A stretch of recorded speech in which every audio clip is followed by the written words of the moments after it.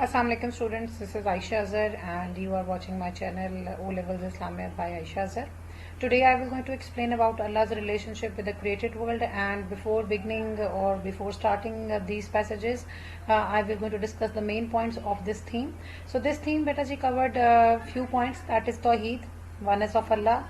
These passages discuss about Allah's attributes, and in Allah's attributes you will going to see about Allah's omnipotence, that is Allah is all powerful, it's His powers, you will going to read about that. And most important, Allah as a creator of a mankind, creator of the universe or heaven or earth, and then His merciful and forgiving nature. You will going to see or discuss about, or we will going to discuss about Day of Judgment as well in these passages. So this was an overall view of this theme. So starting with Surah Fatiha without wasting our further time. So Surah Fatiha is 6th in number out of 15 passages and the first passage in this theme. And according to this translation, if you go through from this translation, it says about Allah's attributes along with the master of the Day of Judgment, plus it's about Tawheed. And most important, Sirat al-Mustaqim, that is the straight path. So first starting how to attempt part A, I've already discussed with you people how to attempt part A, and if you want to watch the video or what are the do's and don'ts of attempting part A and do's and don'ts of attempting part B, you can watch my previous video which is about how to attempt Quranic passages or about Allah Himself. I will share the link in the description of that video as well. So first, in main theme, you will going to write, as I told you before, about the surah name. You will going to write that this passage, since it's a full passage, it's a complete surah. This passage does not contain only few verses of Surah Fatiha. It's a whole Surah Fatiha. So you will going to write that this passage belongs to Surah Fatiha, which explains the main theme of Allah's relationship with the created world, and it was revealed in Makkah. So this is how you will going to write. Again, then you will going to start writing explanation. As I told you before, that to begin with part A, that is main theme, you have to write the name of the surah, place of revelation, and the name of the main theme. Then you will going to write about explanation of the translation. And for this you will going to write that it was an opening surah, Fatiha is the opening surah of the Holy Quran. You can write about that it was a complete surah revealed to Prophet ﷺ. Over here I have not written, but you can write it on your notes. And then you were going to write about that this passage, first 4 verses talks about Tawheed and Allah's attributes. And then you were going to write that the remaining 3 talks about His relationship with His creation. And Allah attributes which it talks about is about that He is the most merciful, cherisher and the sustainer of the world and heaven or earth. And it tells of, this passage tells about Allah's omnipotence. Omnipotence means Allah's power.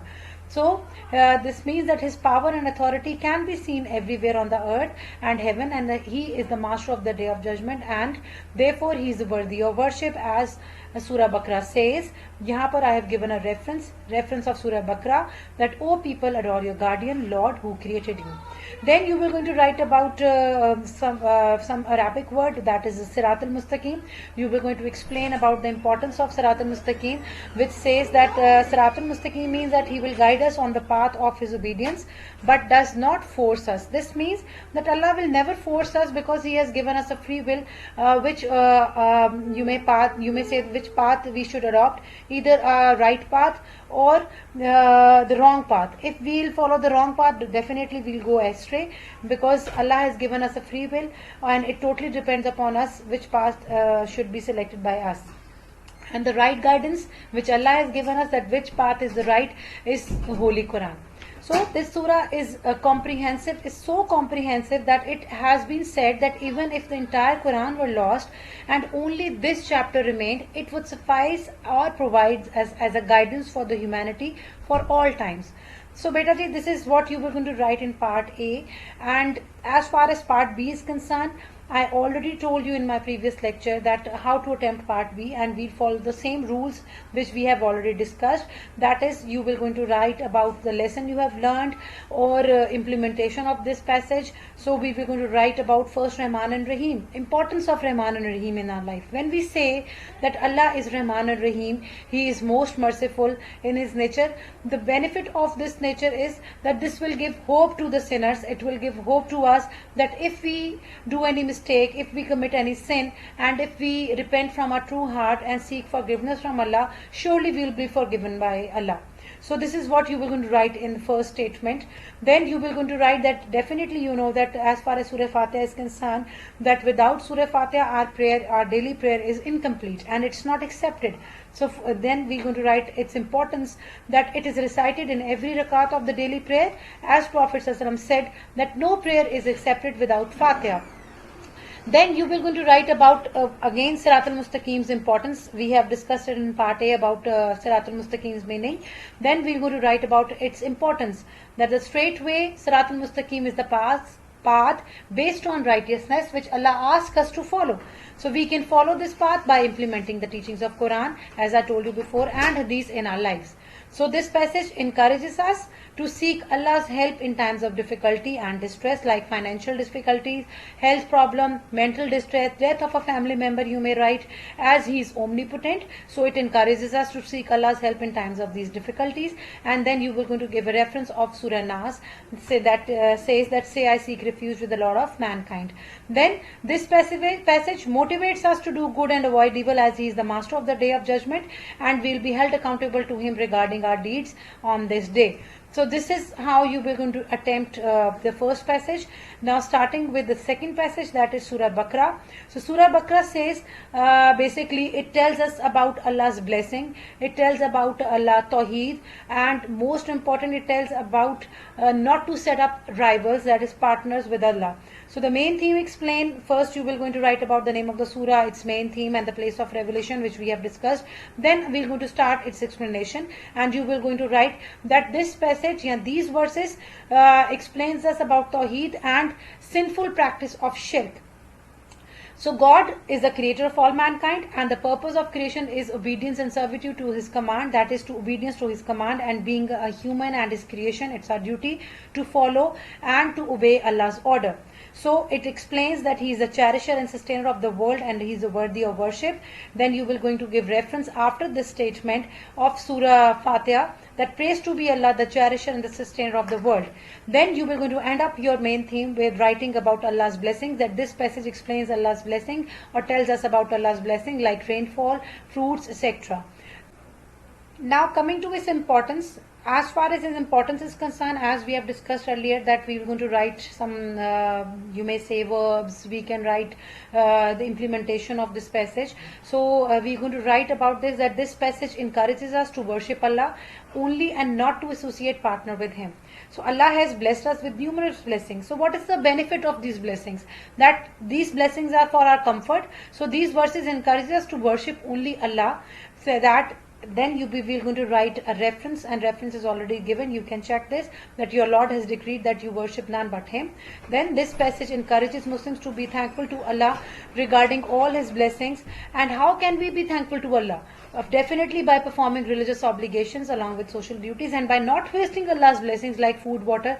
As you know that whenever we go to some restaurants, we order so much food, or in buffets we take so much foods that we used to waste them, or we do not want to eat those. So it's better to eat or to take food as much quantity as we want, rather than take it so much food and then later on wasting it.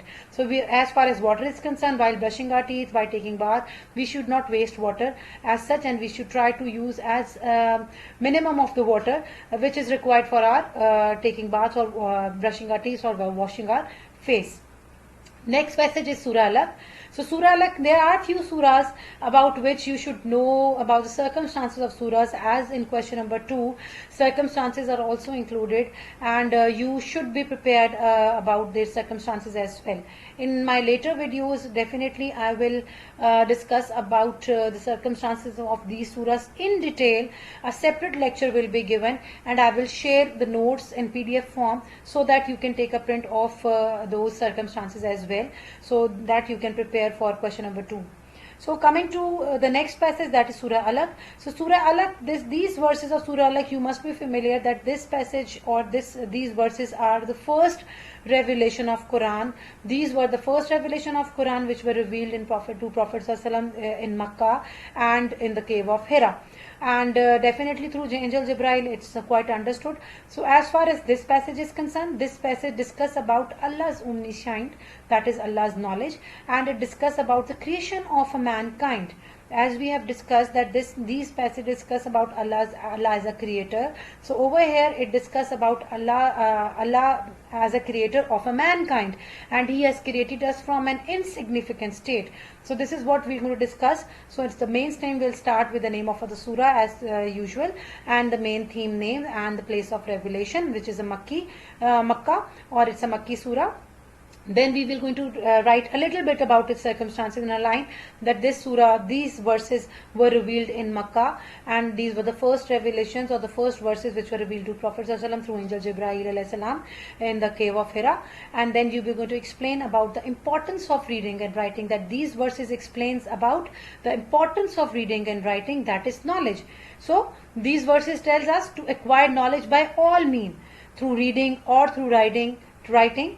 Then you were going to write that Allah has created a mankind from an insignificant state, that is a congealed blood, but He has honored us or honored him and exalted him by giving him knowledge and taught us the use of the pen. One thing you should remember, that Allah has created so many things, but being a human being, we are a superior creature of Allah, and it tells us that how we are superior from other creature of Allah, because of our wisdom, because of our knowledge. So this is what it explains, and then we will going to give a reference of Surah Bakra, which says, "O people, adore your guardian Lord who created you." Then we will going to discuss about its importance, and as far as its importance is concerned, you will going to write that this passage is basically in Muslim life. The importance of this passage is that it makes us aware that human life depends solely upon Allah. That is, we depend upon Allah, and it is therefore ungrateful for humanity or for us to ignore or deny Allah's message. जब अल्लाह ताला ने हमें बनाया, when Allah has created us, He is our creator, He is our master. So it's our duty, being a human being, being His creation, that we should obey Allah's order, right?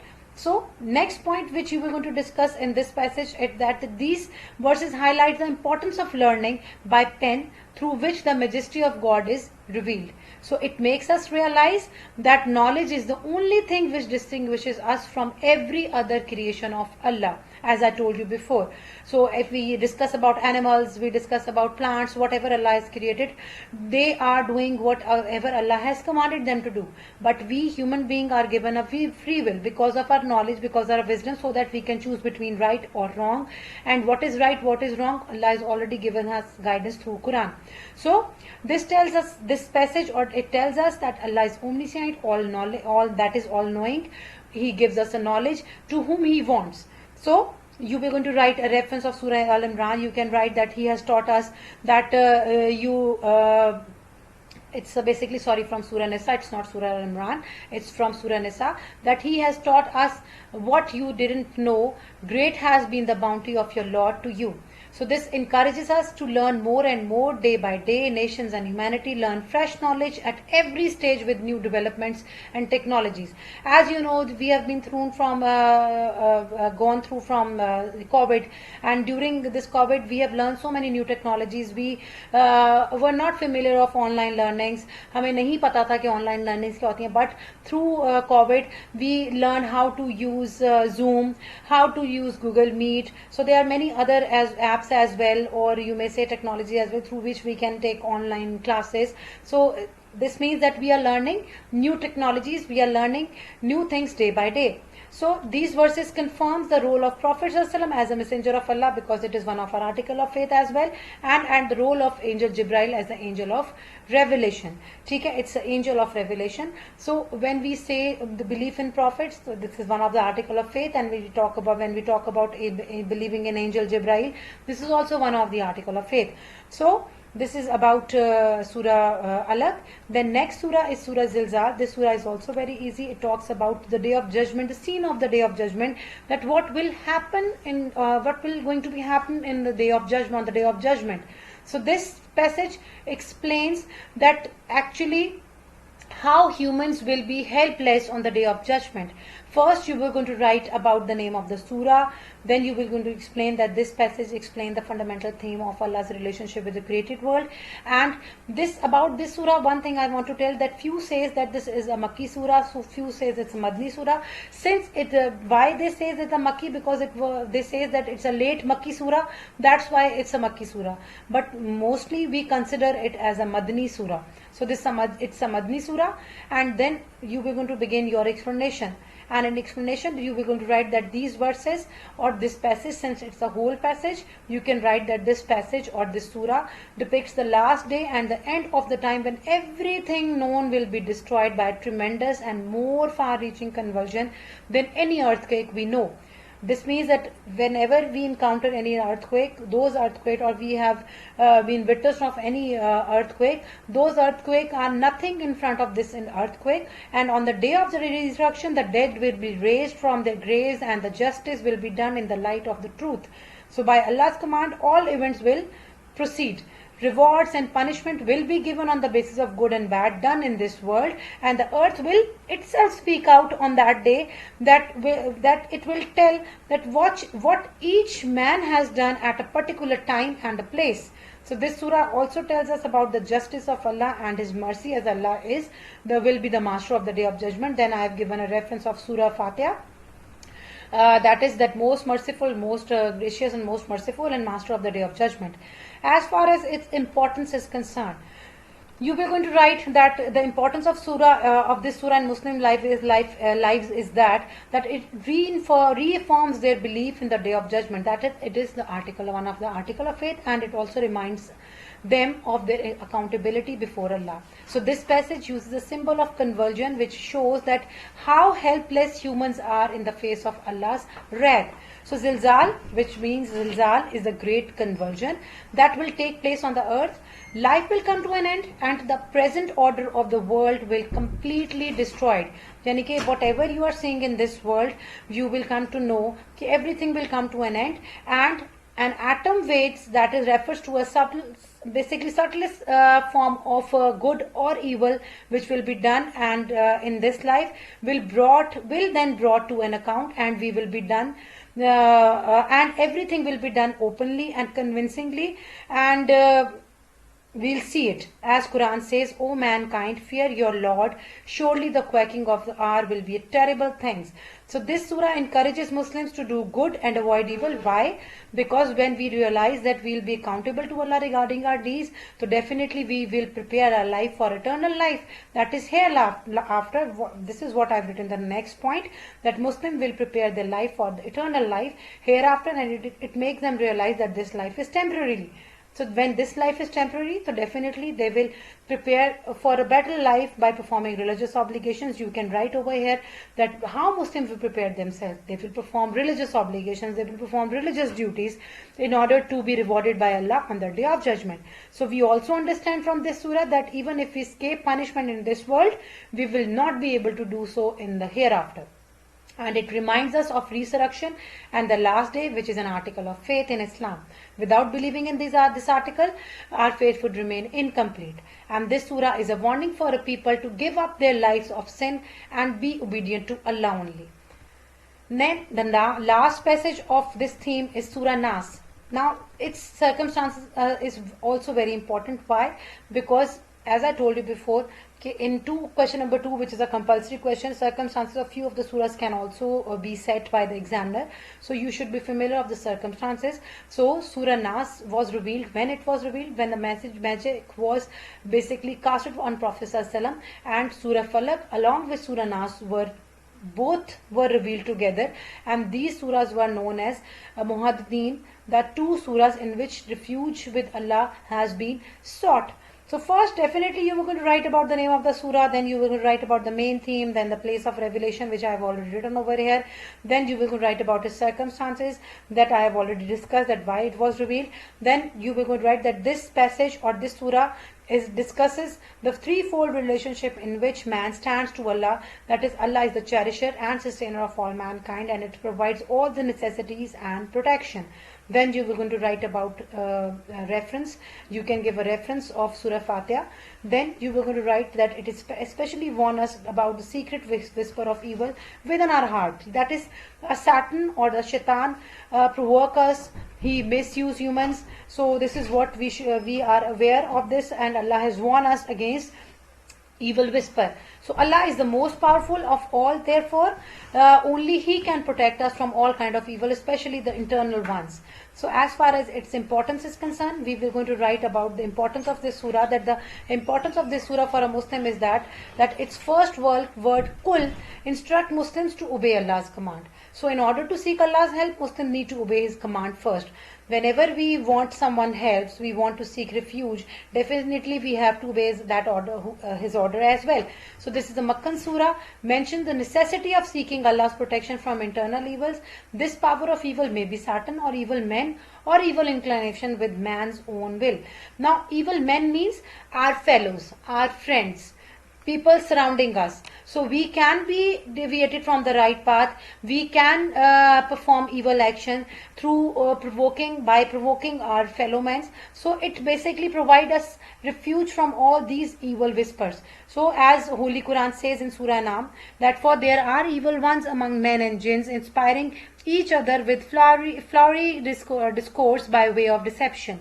So over here I have explained about the whisper. That whisper refers to Satan, as I told you before, and its followers. Followers means men, okay, who provoke humans without noticing them at the time to seek. At that time, we need to seek Allah's help, and we should recite this surah.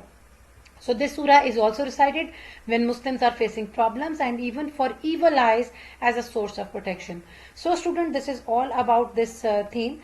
If you have any confusion regarding this theme, do let me know in the comment box. You can comment it. If you are still you are not clear, there is not clarity, do let me know, and keep watching my channel. Inshallah, in future I will keep uploading different lectures, and in next video we will going to discuss about our last theme of the passages, that is Allah's relation with the created world. Thank you very much. Jazakallah. Allah Hafiz.